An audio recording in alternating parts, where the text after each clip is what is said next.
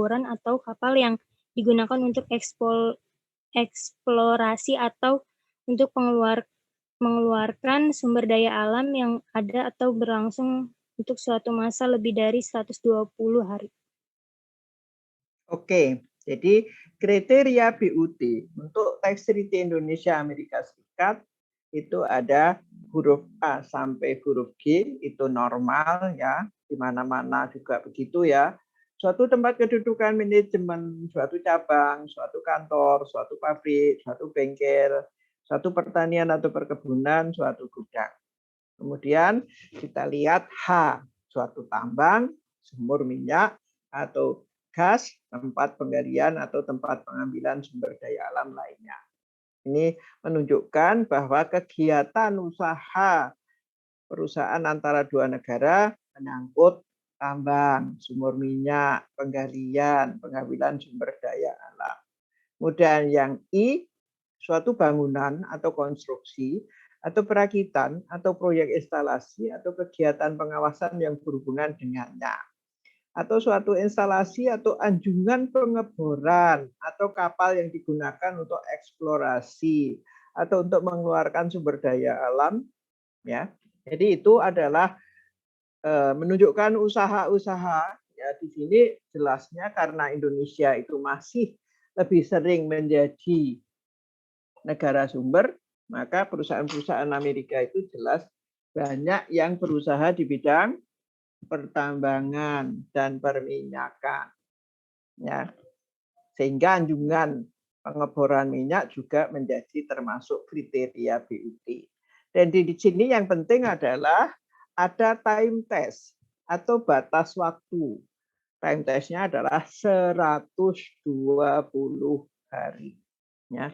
Jadi time testnya adalah 120 hari. Jadi kriteria BUT, ya kriteria BUT secara umum satu ada tempat tetap, ya ada tempat tetap, ada tambangnya. Kemudian yang kedua tempat tetap itu digunakan untuk berusaha. Dan yang ketiga ada time testnya. Jadi time test atau batas waktu. Gunanya apa sih time test ini? Gunanya apa time test?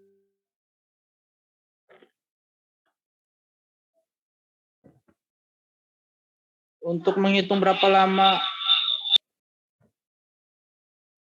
Oke, berapa lama apa? Untuk hitung berapa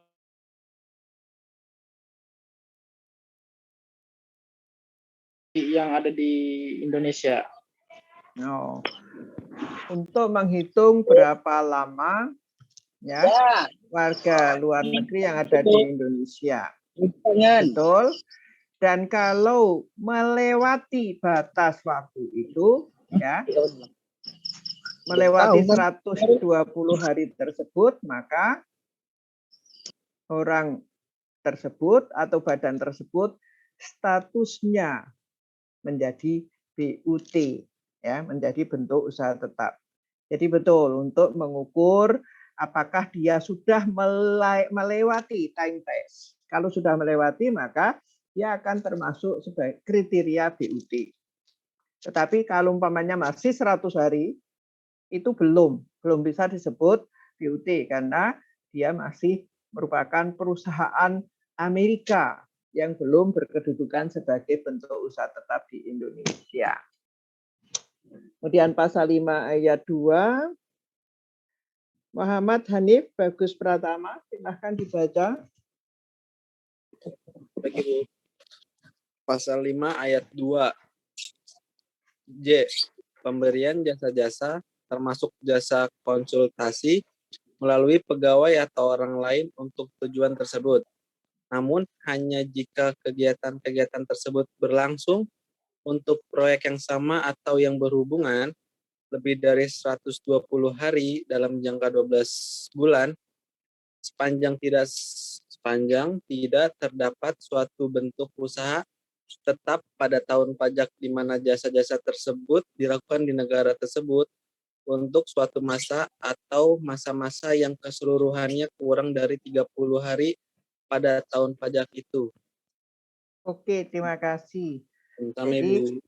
pasal 5 ayat 2 huruf J. Termasuk kriteria BUT juga jasa, termasuk jasa konsultasi yang melalui pegawai atau orang lain untuk tujuan tersebut. Namun jika kegiatan tersebut berlangsung untuk proyek yang sama atau yang berhubungan dan ada time test-nya juga 120 hari dalam 12 bulan. Jadi kalau umpamanya ada jasa tadi pengeboran minyak, pengeboran migas, terus kemudian dia mendatangkan konsultan, ya memberikan jasa konsultasi untuk perusahaan pengeboran minyak tersebut. Dan dia dapat ditunjuk sebagai BUT juga untuk perusahaan jasa itu kalau dia memenuhi time test lebih dari 120 hari dalam 12 bulan.